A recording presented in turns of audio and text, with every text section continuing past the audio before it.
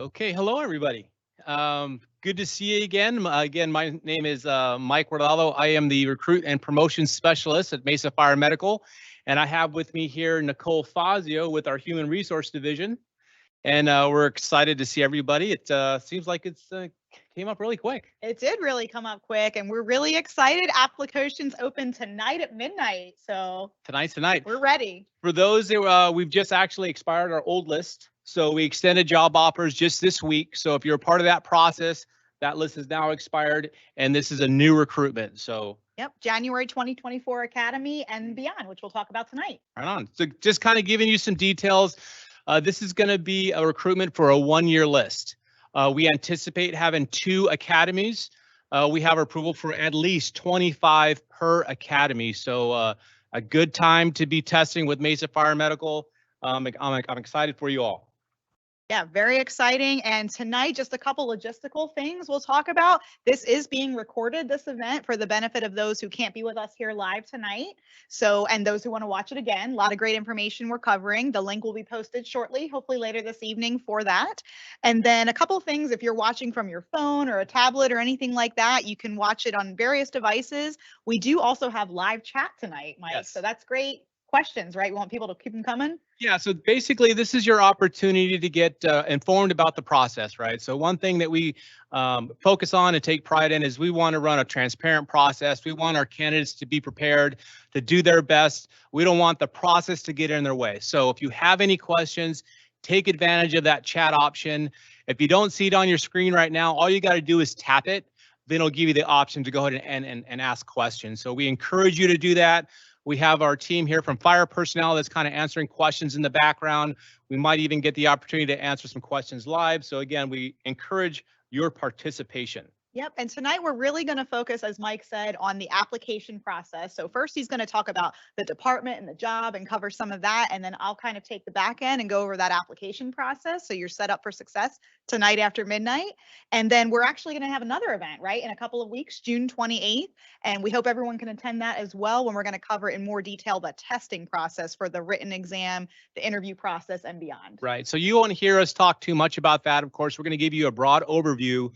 But, you know, June 28th, we're going to talk specifically about some of the things we're doing as far as our written test and our interview process. So, you know, again, we'll have another time for that. We're really focusing on our application because you got to get that first thing done correctly to stay in the process. So that's our focus today. And also, we understand that we have a lot of interest nationally. So we're going to just talk a little bit about the Mesa Fire Department, Mesa Fire Medical Department, and let you know what we have to offer you. Okay. Yep. So we're going to go ahead and get started here. So Mesa, Arizona, 37th largest city in the nation. If you think about it, there's tens of thousands of cities across this great country of ours. And so we are a large city. We service over 500,000 residents and our visitors, of course, and we have a diverse population. So actually, I've been living here in Mesa. It's been a great place to live. Love the weather and all that great stuff. So yep, I moved here from the East Coast for the weather, so I can vouch for that. Almost 10 years now. Right. And then, you know, our summer's kind of like our winter, so we just spend more time inside. That's how it works out here. But the rest of the year, it's worth it. Yeah. Okay, so Mesa Fire Medical, as far as our department, 28 ALS units. That includes engine companies, ladder companies. We have 4-person crews, 2 EMTs, and 2 paramedics on every unit that we operate. We're a busy department. So if you're hopefully, you know, you're signing up for this profession because you're really interested in helping people and make a difference in your communities, and you're going to get an opportunity to do that here. Last year, over 82,000 calls. So we are busy. Also, Mesa Fire Medical, right? Medical is emphasized in our name because that's over 80% of what we do. We respond to a lot of EMS calls. So a little bit about our department. Who are we? We're a modern, diverse, data-driven, fair, and inclusive department. What does that mean? Modern is not just our tactics and the equipment that we use, right? But we like to stay innovative and looking for new ways of doing things. But modern to us is how we take care of our members, right? So being a first responder, you're going to be exposed both mentally and physically. You know, it's that type of career, yep. Right? So we take pride in taking care of our members. And so we talk about modern, talk about the mental aspect of things. You know, we have a peer support captain, right? And we like to check on our members, make sure they're doing good. If there's anything that comes up, we have resources available to you. And so we take pride in that. Also about, you know, we talk about getting exposure to medical and both physical things. So on the physical side of things, we have physicals, you know, we have pre-cancer screenings. We have 2 sets of turnouts. We have decon after our exposures to fires and different calls that we go on, out of service time to get that done. Again, these are things that we're trying to do to protect our members and so that they can have a, you know, good long 25-year career. Yeah, the city cares about its employees in fire and citywide, and we'll talk about some of those greater benefits from the city perspective in a little bit. Okay, and so diverse. I talked about over 500,000 people. We want to look like the citizens that we deserve. It's important. We think of diversity of just kind of like the color of our skin, our racial and ethnicity, but really it goes a lot further beyond that. It's also social, economic. We want people from all different life experiences because we want to relate with the people that we're serving. We feel that we're able to deliver better customer service if we can relate to the customers that we're serving. So yeah, diversity is also important with us. We encourage everybody to apply. We're also data driven. You know, public safety is a very expensive responsibility for all cities and jurisdictions. So we need to be fiscally responsible, and we use data to help make that possible. But it actually goes further than that. Data driven is also about how we take care of our patients. You know, what are we doing? Are we doing it correctly? Can we do things better? And we collect data from using our EKGs and our patient recording systems, and we review these calls just to constantly make improvements, because when we're treating people out there, it could be somebody that you love, and we want to give them the best chance of survival and recovery. And so we use data to make that happen. We're also fair. I hear a lot of people say, I don't know a firefighter, how do I get started? You have to know somebody to get in this profession. Well, that is not the case. We take pride in our process that it is fair. It doesn't matter who you are. If you do well in the process, we're going to offer you a job. That's what it's all about. Yeah, very level playing field across the applicant panel there. And then we do have preference points for certain groups. So we'll talk a little bit about that in the application process later. But groups like veterans, disabled persons, there are opportunities to get some points related to that and helping in the process. But outside of that area, and we'll go over that in some more detail, it is very fair for our applicants. So you don't have to know somebody or have a fire service background. I think we can all agree that our veterans deserve those preference points, Absolutely. right, in our country. So also being inclusive, right? We hear a lot of these terms. Inclusive, basically, you're going to come and you're going to work for Mesa Fire. We're going to expect you to be part of our team, right? And that's kind of how we run this department. We have a lot of committees, a lot of teams that have influence on how we run our calls, the uniforms that we wear, the apparatus that we operate, and these are members in the field that volunteer for these teams and help change. So we want you to be involved with this department and have a say. But also being inclusive goes a lot further than that too, like going down to our trucks and how we design our equipment, right? Because, firefighters come in all different shapes and sizes and abilities. And basically, we don't want to have our equipment out there that's going to limit you. When it comes to public safety work, time, seconds is either property, heart, or brain. And so we want to make sure that when we're designing our new trucks that you're going to be successful. Here's kind of an example of that. Our traditional design was a little bit more difficult. Let's say if you're 5'5".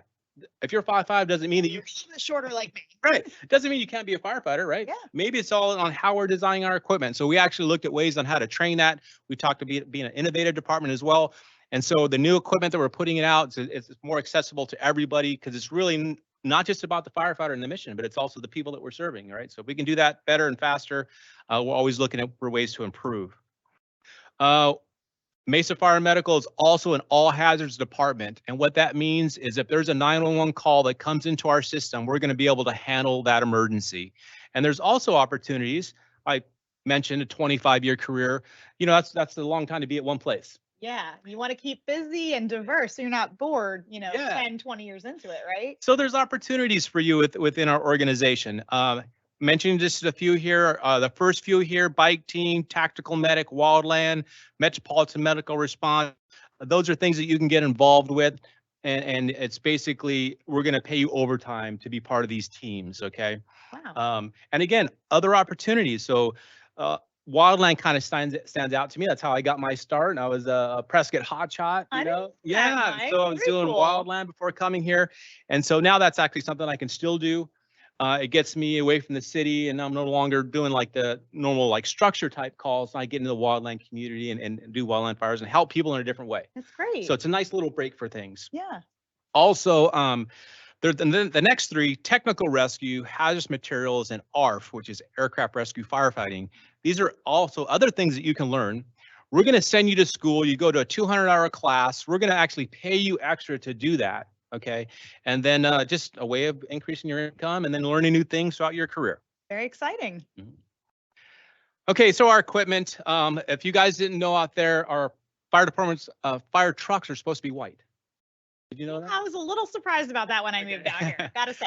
No, so white trucks, hey, they're clean, but more importantly, the city takes care of us and they give us good, clean equipment to operate. We have a fire resource division in our maintenance division that takes care of us, keep our equipment running, and have it in good shape.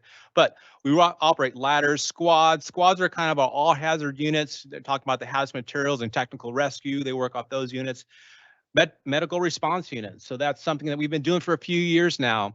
But basically, those are 4-person crews. We talked about two paramedics, 2 EMTs. Also talked about that we're a busy department, over 80,000 calls.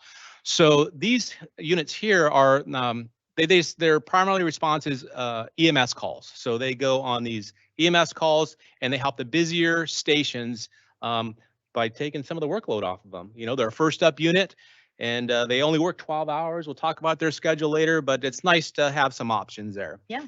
We also have our own transportation division, and that's a civilian component. It's an EMT and paramedic. So if you know anybody that maybe wants to get in, work for the fire department and be in pre-hospital care, but doesn't want to be a firefighter, this is a great opportunity. We test yearly for these positions. So, kind of throw that out there and share some knowledge. Also the, typical fire engine and then foam trucks that we have at 2 airports here in the city of Mesa. 21 fire stations with stations 22 and 23 being built. You talked about this last time, we had some construction delays, the supply chain things. They're still moving forward. We're a growing city. A lot of our growth is happening out east, and we're also infilling stations for our busier call volume areas. So, our goal is to get there within 4 minutes to every 911 call that kicks out. So we're doing that by adding more stations. Also, over the course of a career, you have different options. So you can be on the west side of town, which is very busy. And then maybe you want to slow down and go to the different outlying areas. You have options. Like I said, 25 years is a long time. It's nice to be able to have some movement in that time frame. So our work schedule. This is actually kind of cool. So we work a 24-hour schedule, 10 days a month. So it allows you to do all the things you like to do outside of work. In fact, some of the things we're putting out there on social media are some of our firefighters doing the things, kind of highlighting what they do with their time off.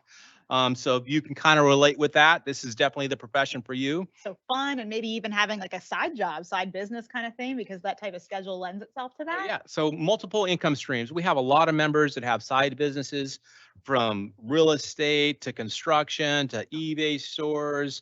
I mean, you name it. And if you just have the time to do that, you're working 10 days a month. That's great. And really, from a relocation standpoint, then you don't actually have to live in Mesa, it sounds like. So you could be maybe coming from up north or somewhere farther out because you're not here every single day or most of the work week like my job. Good point. Good point. Yeah, you see, jealous. we have a lot of members actually that live up in Prescott, and a few members and Sholo and Payson. So yeah, you don't have to live within the city if you work here. Yeah. So another point to remember. But we work at 3-4 Kelly, so 3 days on, days off in between, and then 4 days off. It equals to about 10 days a month. But let me tell you something. I talked about a 12-hour schedule. When I first got hired, it was 24 hours. And when you go to the fire academy, you get out, you're on your probationary period, it's going to be 24 hours for you. But then after you're off probation, you have the option to go to a different schedule, right? Yeah, it's something newer that we've done in recent years, right? Yeah, but it actually, I kind of look at it this way. Your career has seasons, your life has seasons. Things kind of change, I wish I had this when my kids were being born, because then I could be home and helping mom, with the kids and stuff like that. And so this schedule is one of those ones that kind of help you do that. That's great.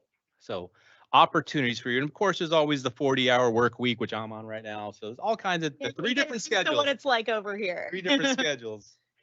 Okay, so let's talk about some other important things like compensation. What am I going to make here? So starting out, we're going to pay you to go to the Fire Academy. Fire Academy is about 17 weeks. It really depends on the holidays and things like that, but roughly about 17 weeks. So we're going to pay you. You see the numbers there, $50,000 to do that. The ranges for firefighter, 53 to 74, engineer, 77 to 84. There's a lot of opportunity for advancement in an organization. Just last week, we promoted 15 engineers day one. And so, those possibilities out there for you. You have to be on for 3 years before you can test, but it's available for everybody. Yeah, and Mike, here's some great news as well. So these rates that he is described on here are the current pay ranges, but pretty soon we are actually having our city council consider some increases to those. Yes. So we're very hopeful for that, and if that is approved, fingers crossed, that will be updated in real time and be in time for the next academy and the rest of this list. So Right. It's always great news to know when there's a possible pay increase, right? So officially, these numbers are current as of today. They are. They but can for only go you up. Testing in January, they're going to be different, and we're pretty optimistic. We've had some, few good assurances that's going to happen for us. So, moving on with pay, we're going to pay you additional for paramedic. Now, if you're a paramedic already out there, once you're done with probation, you can go, and if there's a need for paramedics, we're going to precept you to our standard, and then you're going to earn that additional money. So that's a bump of $10,000 to your base pay. And then if you go to special teams, that's a seniority bidding system. We're going to pay additional for that. You see the numbers there, bilingual, you see the numbers. And here's the deal, that doesn't include any overtime, because we have built-in overtime because we work a 56-hour work week. Sure. Doesn't include that. Doesn't include holiday pay. So again, it kind of adds up. And I can tell you from personal experience, over my career, I've had a very comfortable living. I've owned my home and helped my kids through college. So this has been very beneficial for me, and I'm very appreciative of that. Great. So next thing is our benefits. And here's why we're talking about this. First off, is that we know a lot of you are testing for other departments out there, and we encourage you to do that. And we know a lot of you are very prepared, and you're going to be highly qualified candidates, maybe even accept multiple job offers. And we want you to consider us. And we're going to tell you and why we're sharing this information, because I think we stand out. Over the length of your career, these things are going to matter. So I'm just kind of go over the highlights. And one of them is lifetime medical. Did you say lifetime? I said lifetime. Lifetime medical. Even when I retire, when you retire, you still have health insurance. Okay.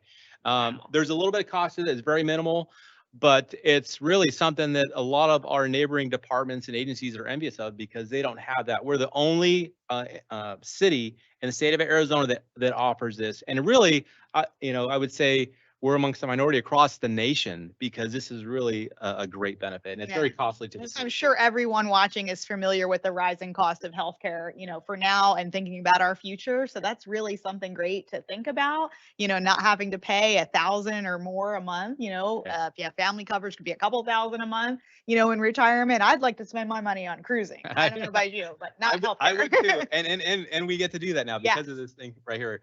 But no, it's very important. I looked into it, and it was like $17,000 a month for a silver plan under the Affordable Care Act. So it's actually a pretty substantial amount of money. And that's today, not when you retire. Exactly. So a huge thing. And also, I got hired at 26. This wasn't important to me at that time. I'm getting ready for time. It isn't really important to me now. Just know that when you need it, it's going to be there. It's a great benefit.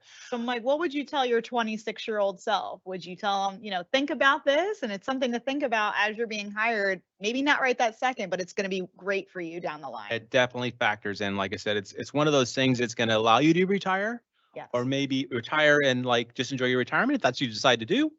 Or I'm going to retire, but I'm going to have to do something else to pay for healthcare. That's what people are doing these days. And that's why we're talking about it. Yep. Great. Okay. Some other ones that stand out, paid maternity, paternity leave. That's a new benefit we just received. And that's, you have a birth in your family, of course, immediate family, and then you can take up to 6 weeks off, so again, that's a huge benefit. And then we also have a wellness center. And it's a city resource. It's another one of a kind benefit we have. Primary care doctor, no cost. Right. Great. And in retirement. Helps you with disposable income. Yep. So we'll leave that there. We definitely want you to consider this if you're in those shoes. And these are some reasons why you should come work with Mesa Fire. So who are we looking for? We are looking for you. We're looking for you. We're looking for people that fit within our mission statement of care, compassion, accountability, respect, and excellence. But really, it's that word compassion that stands out. It's mentioned 3 times in this document here. We as first responders are exposed to people, in their most vulnerable hours. And of course, we all have different life experiences. And so we're not there to judge. We're there to help. We need to be compassionate. And so that's just that's what we're looking for. Also within this document of who we're looking for, we're going through this process, right? We're looking for people that fit within our mission. But it's also important for you to look at us as an organization and, hey, do I fit within their mission? Is this an organization that I want to work for? So we're kind of evaluating each other. Yeah, it's mutual. And actually, one of the questions that we get asked a lot is how can I prepare for the interview part of the process, right? And so I think this is a great way, looking at these values, the mission, like you're talking about, Mike, do these align with you? Great. Then we want you, to be in our process. And then you can practice and think about how your life experience, right? Your school, work, education, volunteer, whatever it is that you're bringing fit along with these values and mission. Good point. Good point, Nicole. And speaking of questions, I think we actually got one in our chat over there that we wanted to cover. It looks like, how long is the academy and what are the academy hours? Good question. Good question. Like I said, on average, it's about 17 weeks and holidays factor into that, but you can plan on for about 17 weeks. The closer we get, we'll have those detailed, as far as how long it'll actually be. Okay. But I would say anticipate about 17 weeks. And we know this academy is going to start in January. So that's what we can give you for now. As far as the second question was, what are the academy hours? The academy hours, again, it can either be always a 40-hour work week. Yeah, so 4 by 10, like what I do, or it could be a 5 by 8. Like exactly. So it's either Monday, Tuesday, Wednesday, Thursday, 4 10s, or Monday through Friday, 8 hours. Okay. So, but generally what happens during the hotter months is they like to do, the 4 10s, they compress it a little bit, but more of that information to come. That's what you can be anticipating. Great. All right. So requirements, let's get into the testing process. Just really quick, we're going to go through these things. You got to be 18 years old and a high school diploma to do what?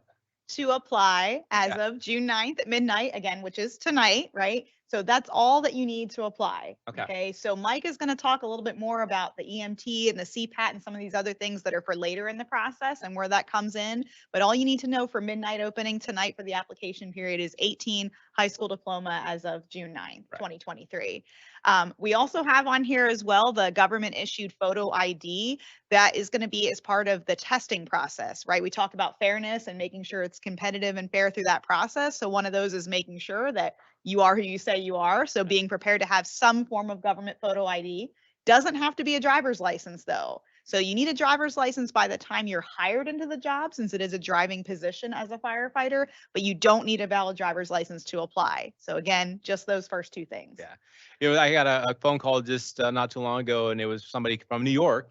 And he had mentioned, I don't have a driver's license because I'm in New York. I have public transportation, It's better not to have a car here. And I'm like, great point. I'm like, you don't need it to apply. You'll need it when you get here to Arizona on the day you show up for work, but you have time to get that done. Absolutely.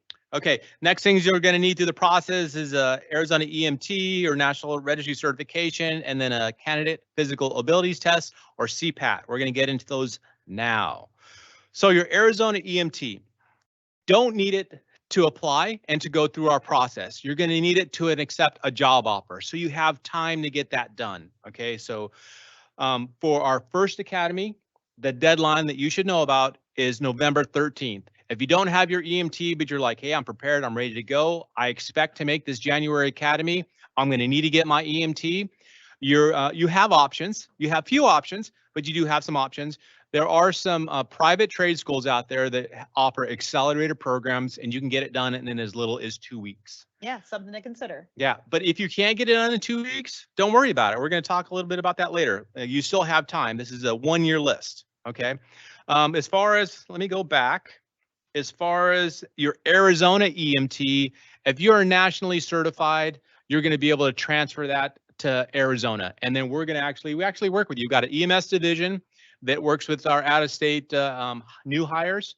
And then we'll work you to get your certifications transferred over. But it has to be national registry. If it's a state certification, it doesn't transfer. Okay. So national registry. Has to be From out of state, something to keep in mind. Okay, perfect. All right, and then full disclosure, we don't decide who gets their certification through Arizona. It's actually the Department of Health Services.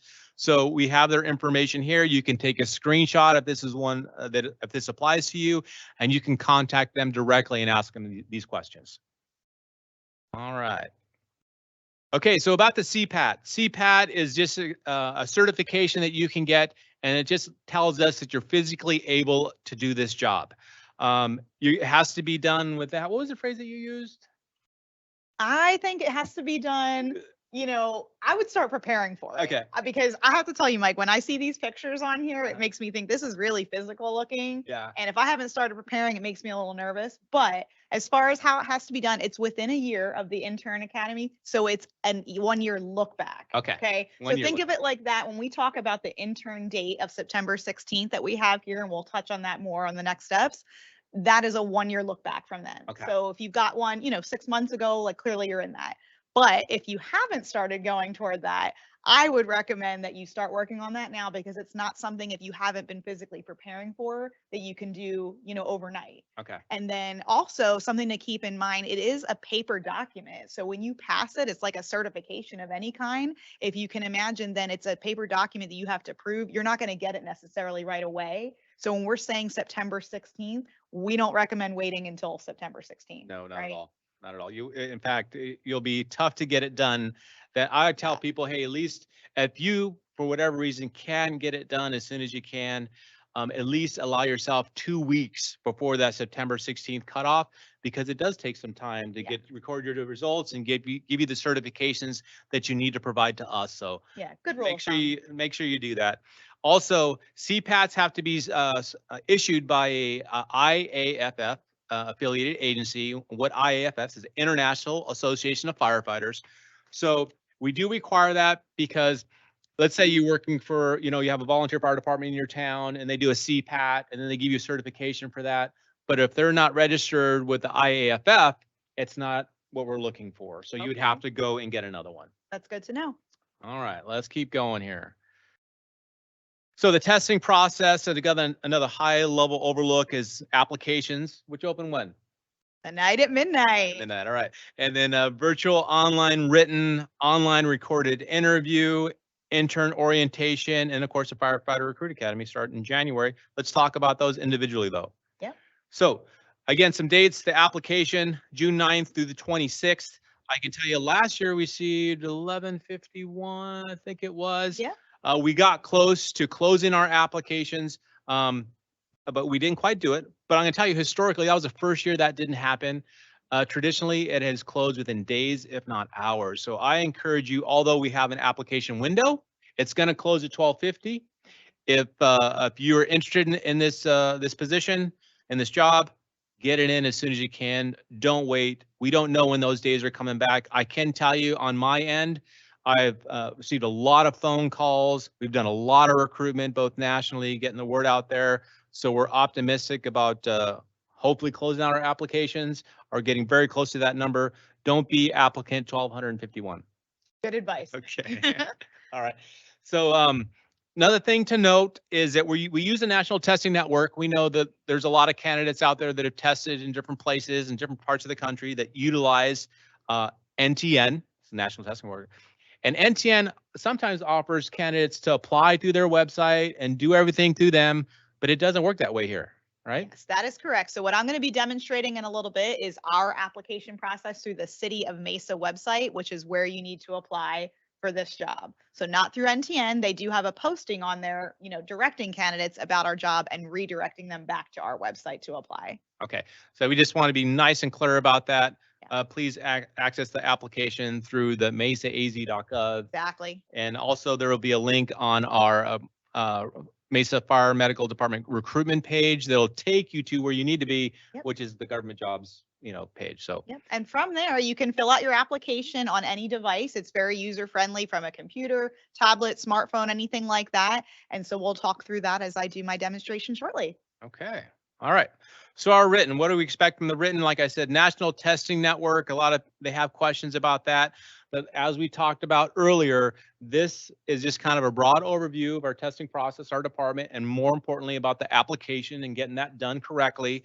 And we're going to have another event about talking specifically about National Testing Network and what their test is about and the particulars about that. So just save those questions till next time, tune in June 28th, and we'll get into that in detail.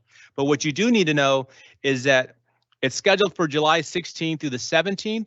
And 6th of the 17th. 6th, sorry. No problem. Look in here. That's why I got these glasses.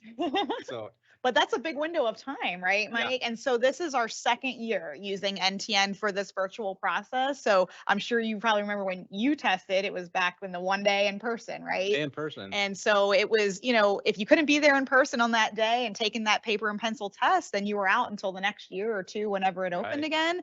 And so, as I said, this is our second year. Last year, we opened it up to allow more out of state, military, those who could not be here in person on one day. This gave, almost 2 weeks of time to do that. And so we're having that window of time a little bit shorter, but still a good range with the 6th to the 17th of July.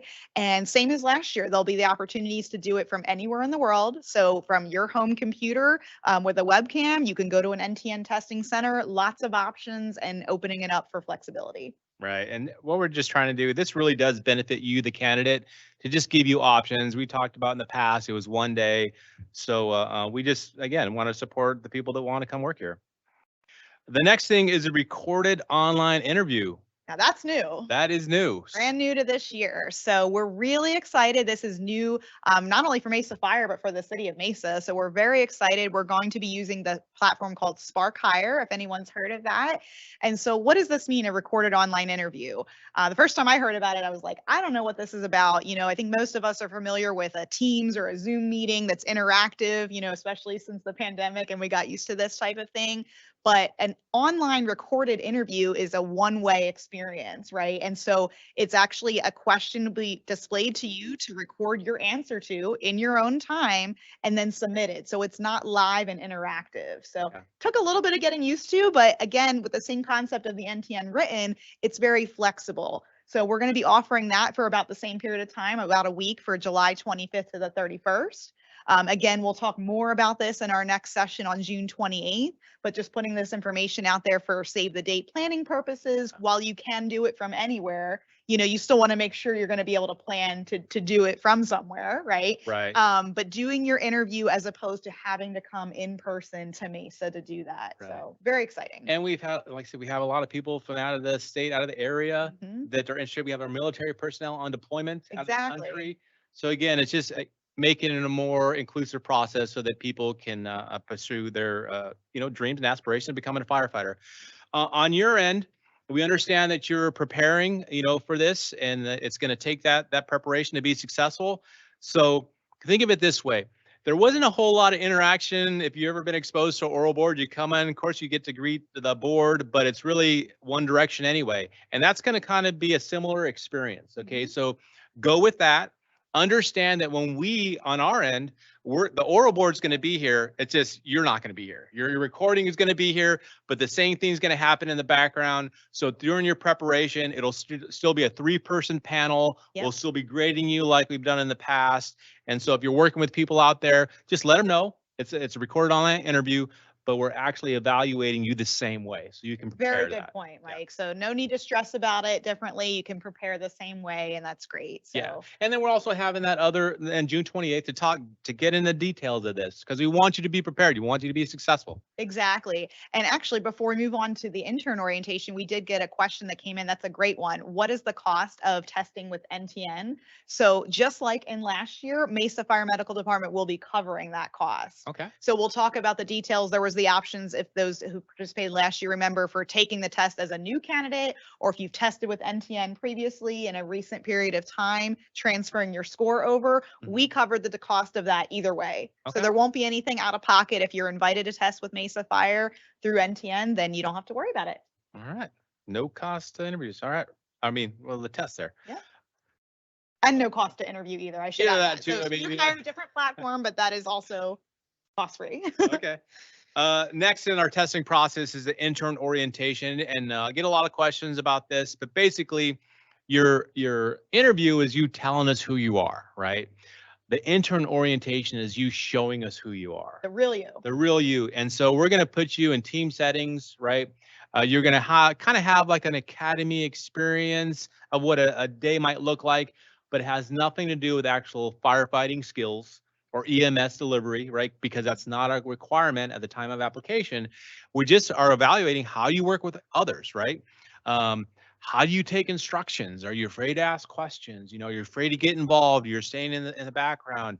Can you work through problems, right? And work within the team. So these are the things that we're evaluating you on. You're telling us in your interview that you're a team player. Well, now it's your chance to kind of actually show that. Yeah, exactly.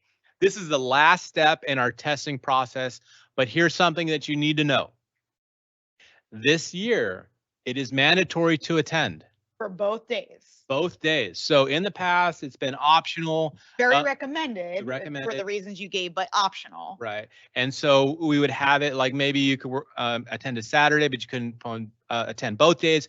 You have to attend both days. And you talked about fairness earlier in the process, and really that's what went into that decision, just to keep it an even playing field for everyone, because it is such an important component in the selection process. And so keeping it fair for everyone, attending both days and seeing everyone in the same environment. Okay.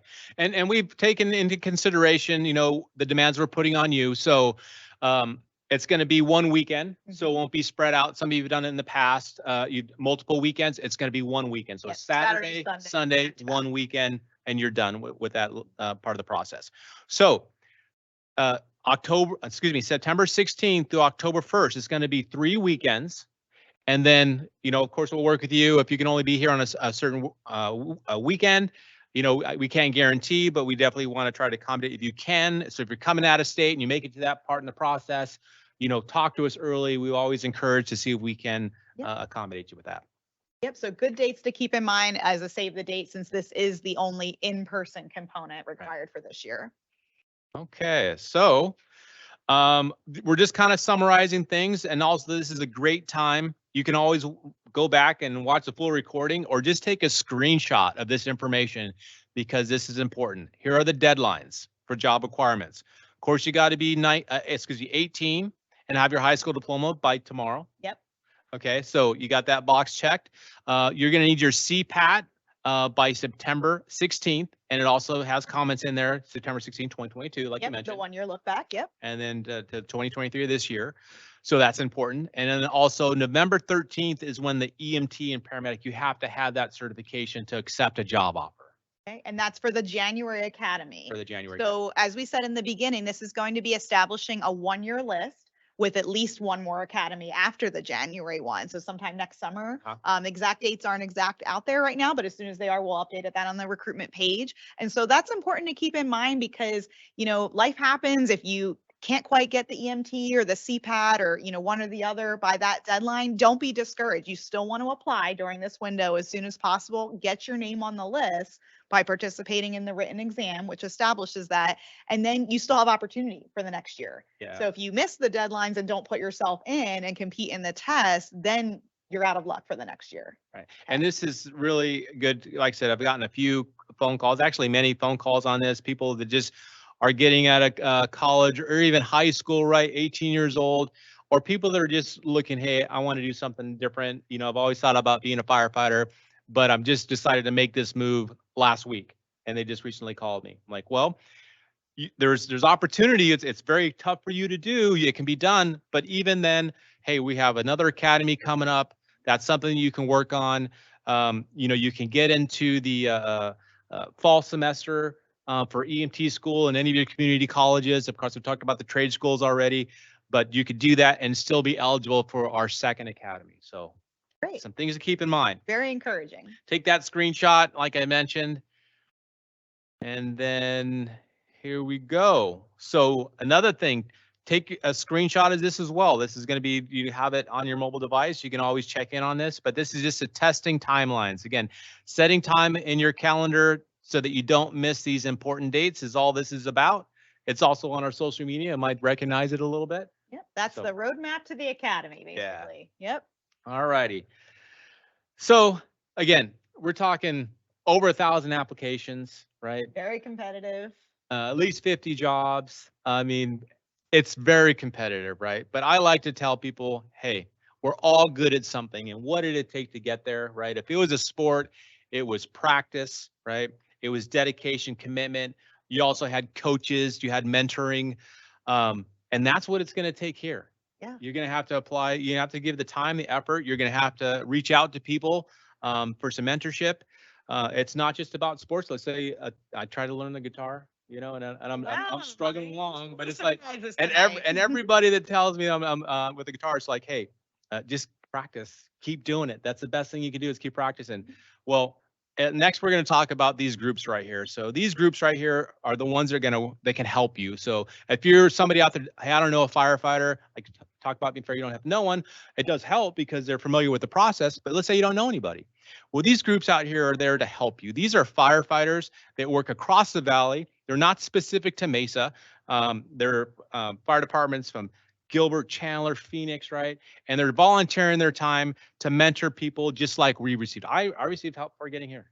I called the department. They put me in touch with a couple people that worked here, and they helped me be successful. Right? That's great. So now you're talking about paying it forward, and that's forward. why folks are involved in these organizations to do the same thing. It sticks with you. Exactly. And so these organizations here, they're going to work with you on your interview skills, also on your physical conditioning, getting you ready for that CPAT and also the fire academy. And then on top of that, community service hours, getting involved with your community. That's kind of what firefighters do. So these are all the areas that they work with you in.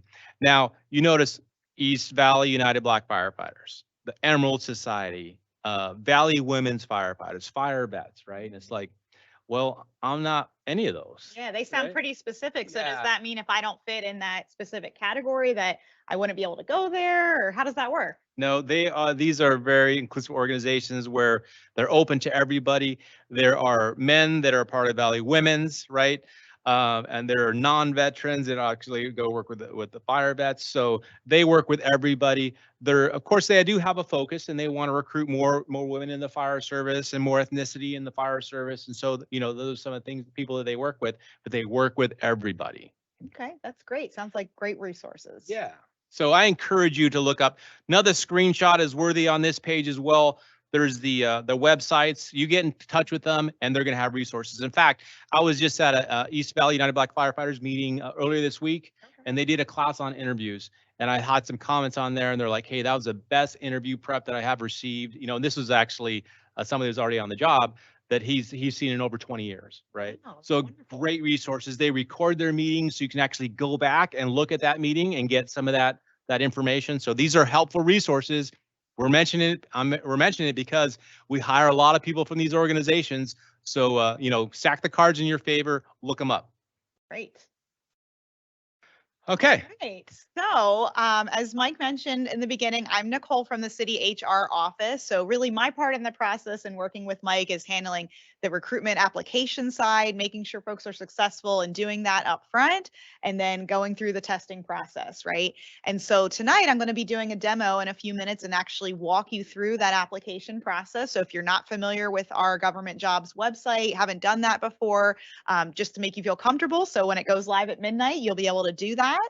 And so a couple things that I want to stress before I go into that actual demonstration are the communication methods for the application process, okay? So as we mentioned that we're expecting up to 1,250 applications, so that's a lot, right? A lot. And so you can imagine that's a lot to communicate and give the updates and invitations and everything to those applicants. So we rely on email, okay? It is very, very important that you use an email address on your application that you remember, that's easy for you to check, readily available, and that you opt in to get emails. Okay. So if you choose not to take those emails, then you will not receive anything from us, whether it be an invitation to schedule your interview, what your score is, schedule the intern orientation that Mike talked about. So very important. It is something you have to choose to yes, accept email opportunities. Okay. So I'll show you that on the next screen. This year as well, we're going to be talking about text messaging notifications. So that's a new feature. A lot of us, maybe we're not checking our email every day or multiple times a day, but most of us with our texts, we're pretty checking it quickly, right? Or getting it coming through on our phone, on our watch, that kind of thing. So the text messaging reminders is great because we can actually push those out and we can let you know, hey, Mesa Fire had just sent out invitations to schedule your intern orientation. And that would trigger you, Mike, to go get in your email as soon as possible. Actually, Nicole, that would be the first time you trigger me. Yeah. Because you respond all the time, hey, Mike, check your email via text. Now you guys get to experience that too. So that's going to be a great. Yeah, I'm your reminder. So, but it's important, especially because some of those, though, are first come, first serve. As you mentioned, those multiple weekends, right? And maybe you can only do one of those ones. You'd want to go on as soon as I send that out so that you have ample opportunity to pick the weekend that works best for you. Right. But it only works if you opt in to get the text messages. So it is something you have to say yes, that you accept it. If you don't, then that's not something you'd be able to get. Okay, so very important. So we'll take a look at that. Again, if you do make a mistake and you choose, opt out, I don't want a text or an email, and you didn't realize it, you can always update it by going to your account on the government jobs and simply changing it. Super easy. Okay. Okay. So what that actually shows, if you can see on your screen there, the email preferences is just what I talked about. So you can actually see it's a simple toggle button on or off. So as long as you log into your account on that page and you see that it says that it's on, then you're good to go, and it will go to the email address you use on your application. So again, pick one, whether it's work or personal, whatever's easier for you to check regularly. Okay. Ready for the next one? Yep. Okay. And then same thing with the text messaging. As I said, to opt into that, it's just an on and off button. As you can see in that screenshot, it shows that it's off. If I wanted to opt in, I would simply slide it to on, and then it will come up with a window for me to type in my cell phone number that I want to get the text on, hit save, and then it's updated. So I'll get those in real time. Awesome. Okay. So again, we know applications open tonight at midnight. Yep. But it's also important attention to detail, not just in the profession of a firefighter, but also the application, because these are things, if you're not paying close attention to, you kind of miss out on. Yeah, you got a typo in your number, your email, you can miss out. Okay. Yeah. So. So now we'll maybe take a couple questions before we move on, and I'm going to get ready to do that demonstration to walk everyone through that online application to show you how easy it is, so you're good to go at midnight. All right. So one of the questions that we received was, how about if I am a advanced EMT outside of the state? Can I transfer my certification? In Arizona, in the Arizona system, we really don't have advanced EMTs anymore. But for that, you can actually get your EMT certification. So you wouldn't be advanced EMT, you'd just have your EMT, but you can do that. And again, that process is the same. So you can get that done through Arizona Department of Health Services. You can always reach out to them to get that information as well. So that is something that you can do. That's great. All right. And I think I'm ready to go ahead and do that demonstration then of the online application. Do we have any other questions, or do you think we're good to go? We're good to go. Okay. Yeah. All right. So everyone, if you can go ahead and take a look, I'm going to be having my screen up there. So the easiest way to get to the application, again, Mike said it will be posted in multiple places, the recruitment page, social media, and so forth. But you can remember off the top of your head, just go to the city website. So that's mesaaz.gov. Very easy. So that's where I'm at right here. And then simply scrolling down to where it says jobs, current job openings. Again, very easy from that main page. Okay. And so once I'm there on current opportunities, should preface this to go on here. What I'm going to show tonight is called a demo. Okay. So please don't actually go ahead and apply right now where it says demo. This is just for this demonstration purposes. So those applications won't be reviewed. So you're not actually going to see the actual job posting until it goes live at midnight. Yeah. But from what I'm showing, it's pretty much identical. So it'll get you familiar with that. And this is where you would go. So on that jobs page that you can see here on the screen, they're just in alphabetical order right now. So we have quite a bit of opportunities, as you can see at the city right now.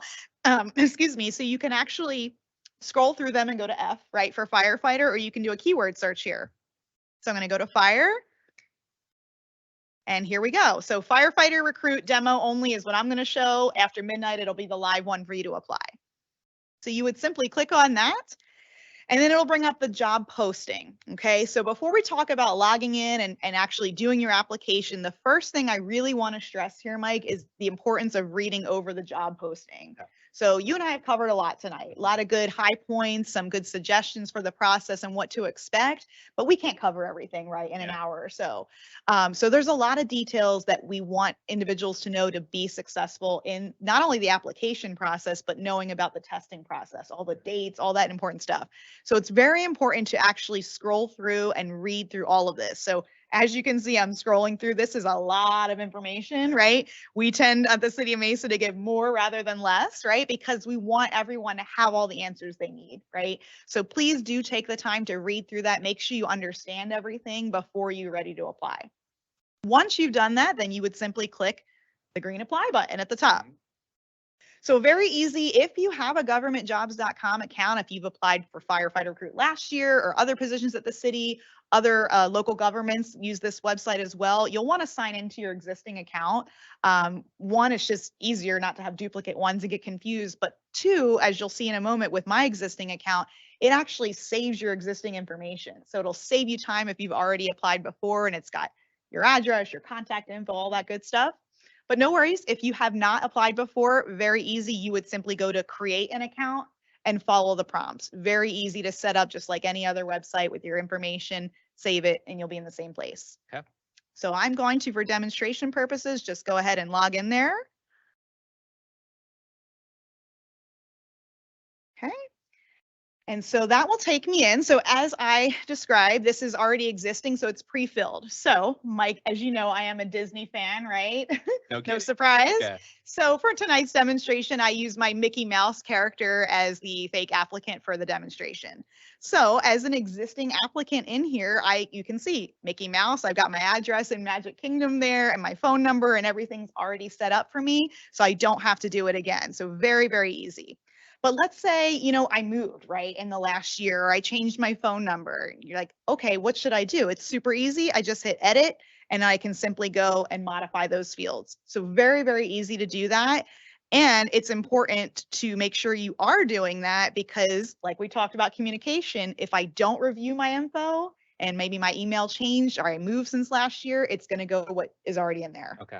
So definitely it's good to have a time saving that it's already in there, but take the time to at least review it. Okay. Attention to detail. Exactly. Part of the job too, right? Yep.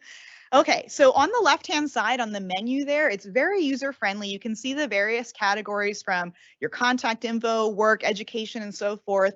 And it puts a little green check mark next to it. So that is another way of knowing that you have scrolled through and checked it. Okay. And the system will mark it off as done. Okay, so I'm going to click on to the work experience section now and check over that. So speaking of work experience, we talked about this as entry level, right? So you don't need fire experience or any work experience to be eligible to apply for this. Could be the first job you applied for. Totally could be. Okay. First one out of high school, you know, whatever your experience is, it could just be, you know, school or volunteer, that kind of thing.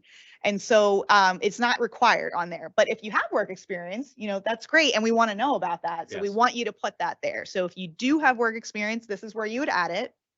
Again, you want to check over and see. So maybe I'm not at this employer anymore and I stopped working there 6 months ago. I need to update my end date there. Again, hit edit, very easy. And then if I need to add another one, I'd simply go to add work experience, as you can see there at the top, and add another one there. Okay. So very easy. And then once I'm done confirming that's correct, I would move on to education. And as you can see, it put the green check mark there. Green means go. Green means go. Okay. So now it means I know I consciously looked at it and it's good. So the education section, we talked about the only requirement to apply is being 18 as of tomorrow, as well as having a high school diploma or GED as of tomorrow, June 9th. So that's where minimally you would need to list that high school education there. But if you have additional education, maybe you completed some college or had a different degree, that type of thing, we want to know that as well, because that's part of you as a candidate, right? Diverse background. You would be able to add multiple schools, multiple degrees, whatever you have there in this section. Under the additional section, this is where you could add things like EMT or CPAT information. So again, stressing that those are not required to apply. So if you don't have one or either of those right now, that's absolutely fine. But if you do have them, this is something that'll save you time later. Having it in your profile already will be verified, of course, later in the process at offer, like you talked about, but having it there. And then it's also important for that data purpose you were talking about earlier, right? Yeah, so I mean, really, there's going to be parts in the process, especially an Intern Academy kind of stands out when we're going to ask you for all your certifications, right? So with that being said, we're highly encourage you to download your certifications now, because I'm going to tell you, going through the Intern Academy and you're bringing all this stuff with you and you have to manage it and keep track of it. It can be a little bit much, not impossible. But here's the time to get it all done right now. Yep, So have it all saved right get there. that stuff downloaded in there. Yep, perfect. And so that would be there in that section. Under the references section, this is a section, as you can see, Winnie the Pooh, my professional reference there. Again, not required to list there and not needed at the time of application, but when we get close to that offer process, references are a part of the fire department's process in verifying references professionally, as well as personal references that are listed. So again, another time saver, like you just said. You have your information here. We do get asked a lot, would we actually call, out of the blue and just call people unexpectedly over the next few months? You talked about a 6-month process there. No, we would always be letting you know, asking permission, and it would be something you could give your references a heads up. Right. Not a surprise. Yeah. And when we're calling 20, at least 25, yeah, that's a lot of people to go through. We call multiple references. Exactly. So we reach out to you again at that point and ask you for all the updated information, because we need to get a hold of people. Yeah. Usually a lengthy process. Good point. All right, so I really want to focus the bulk of my time here tonight in this demonstration on the questions that are for the application, okay? So there are 2 parts to that. What's called agency questions, what you see on the screen there, that means they're the same questions that are asked on every City of Mesa job application, okay? So every City of Mesa job application will ask certain things like, are you a city employee? Have you worked here before? Basic questions like that. So we can kind of skip through those on there. Okay. Then we get down to some of the questions that I think some of our candidates have asked in the past, and maybe in some of your recruitment events, they're asking things like criminal or traffic convictions, if they've got things in their past, right? Does that stop them from becoming a firefighter? That's something you get asked a lot? Yeah, I do. And I basically want everybody to know that, we're an organization that understands, and also, the type of work we do, we're exposed to a lot of things that, sometimes mistakes happen in life, right? It's basically what you do, how you do about them, how do you handle them, but understand that people grow. And so don't be deterred if you have any convictions in your past. What's most important is that you include it in this application, because that's an integrity thing. Yes, being truthful. And then also part of our process is there's not one disqualifying event.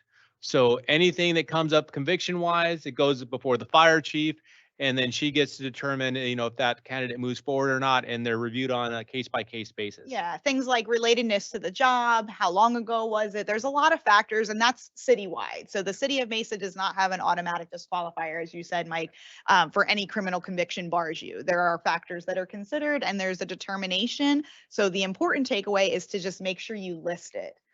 If you don't list it on the question, which I'll go over in a second, and then you say you're going through the hiring process and it comes up in a background, then it may appear that you weren't truthful. And there's that integrity concern where you could then be disqualified. Okay. So that's not what we want to happen.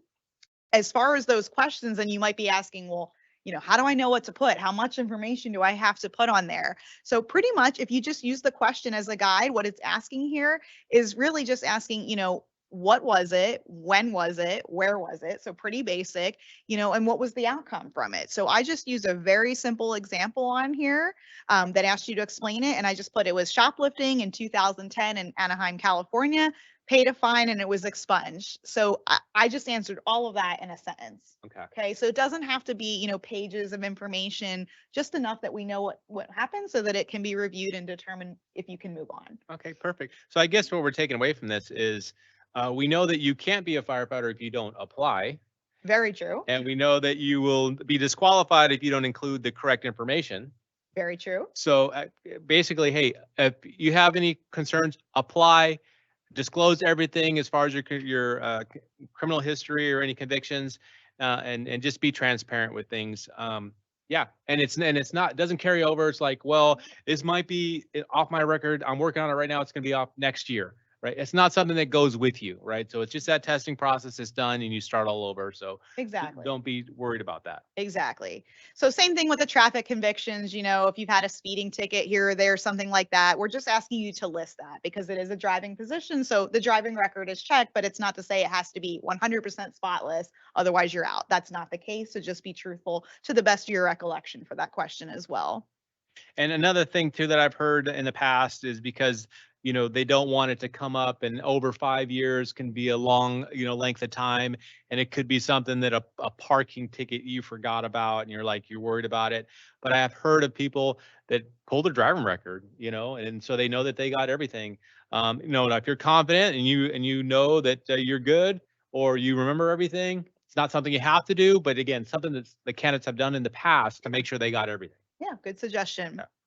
All right, so the next question, we do get some questions on this because this is one of the few areas that actually is an automatic disqualifier. So any position that is a driving position for the city of Mesa requires that you do not have the ignition interlock device on your personal vehicle. So if that's something that was required to be on your vehicle as part of a court sentencing for a period of time, if you do still have it as of tomorrow, June 9th, when the applications open, then unfortunately you would not be eligible to apply for this round due to it being a driving requirement for the city. However, as you just said, Mike, this isn't forever, right? So we understand things happen, we all have our life experiences. So if that, device comes off, next year and you're good to go, you can reapply in the future. And we would encourage that, absolutely. I know. Okay. And then the next few questions, some of these are optional, but we do encourage you to fill them out. They do help us for our recruitment efforts, our diversity and outreach efforts, the data collection that we talked about. So things like, gender, ethnicity, and background, those are great. And then I really want to highlight the last one. I think this is the most important optional question because, Mike puts a lot of effort. I know he works very hard to do, a lot of recruitment and diversity efforts, schools and events and different things. And he's always looking to improve on that. And so one of the ways we can do that is by taking that data from where did you hear about this opportunity? Okay. So we have a lot of listed ones here, different websites and social media and so forth, but there's also an other box. So you can see in the example, I chose other and I said, I heard about this, at a Mesa fire recruiting event at MCC, and typing that in there allows us to report and say, that was a great event that Mike generated a lot of interest from, for example. Or if there's somewhere else that's on here that they heard about it that maybe is on the lower side, it helps us target next time for you to increase those efforts, right? So basically what I want to say is thank you for filling out these optional questions. I really do appreciate it. It helps me do, direct my energy in the right direction. So absolutely. Thank you for that. All right, so then moving on to the supplemental questions, what that means, these are the ones that are specific to this job. So firefighter recruit specifically. So there's just a few questions, so it should be super quick for you to do. And so what that's asking is, are you going to be 18 and have your high school diploma as of June 9th? As we said, those are the requirements, right? So yes or no questions. Okay, it's also asking if you have a driver's license as of there, but can you get one by the time you're hired? We talked about that being important for driving. So again, as it says in the question there, even if you're from out of state, let's say you've got, a New Jersey license where I came from, and you're like, oh, I don't have Arizona, there's opportunity to get it. It's super easy. So you can say, yeah, I can get Arizona by the time I'm hired. Okay. That's what that's asking. Okay, and then the last couple questions here. So number 4 is actually more of an acknowledgement, I would say. There's only one option to say yes. We include that because we want to put it out there that, like when you book an airline ticket and you board an plane, you have to have photo ID. Most people are familiar with that. It's got to be government issued photo ID. You can't just bring in, your Sam's Club photo ID or something like that. And so we want to put that out here more as a reminder that you'll need that to, do the written exam, to do the interview, every part of the process to verify who you are. So you give a good example, the guy from New York, right? They don't really drive there, so he doesn't have a driver's license. Well, that type of candidate would make sure they need to have, their passport or a non-driving government ID. and have that ready. This gives you time, if you don't have that, to make sure you're getting it right in time for those testing components. Yeah. Okay? And if this is something you're kind of caught up on, a little confused about, you can always reach out to me. I'm here. You can get my information on our recruitment website, and we'll answer these questions for you. Yep. And then the last two questions there are about the preference points and the EMT or paramedic. So I mentioned briefly earlier, preference points may apply if you are disabled persons, disabled veterans, different groups by Arizona statute. There's more information about that on the job posting that you can read about, whether that may apply for you later in the process. But again, this is just really for statistical purposes. And then the EMT and the CPAT, again, just for our tracking. And if it's something that you already have, we would love to know that up front, how many candidates coming in have, but it's not required. So these questions, if you answer no, that's not a problem. So do want to highlight though the earlier question. Yes. Okay. So one of the things that we want to stress is making sure you're careful in answering these questions. Okay. So we made the application as easy as possible. You don't need to list tons of the work experience, education, all these details. It can be a very brief application. We don't even accept resumes or cover letters or any attachment. Again, to keep it as quick and easy as possible. But what you do need to do is answer these questions right. Right. Okay. So the questions are for the screening purposes. As I talked about, with over 1,200 applicants potentially, it takes a lot of time. We are relying on auto screening and technology. Okay. What that means is if you accidentally hit that you don't have your diploma, even if you graduated 10 years ago and you did, if you hit no, it's going to automatically screen you out. Okay. And that's the last thing that we want to happen. So I stress that because while, yes, you can apply on your phone or a tablet or smaller devices, not personally what I would recommend, because it's really small and that's probably how it's easier to make a mistake and hit the wrong radio button there. So bigger screen is probably better, but whatever device you use, just make sure you're careful in checking those so that you don't miss the opportunity. Right, Mike? Okay. Yeah. So I think this is kind of one of the major reasons why we're having this event. Is just because we want you to be successful. And this is one area where you won't even get a shot. Yeah. So, take the time, attention to detail, a little bit of patience, and make sure that you're checking all these boxes correctly, because it's one of those things, just one click.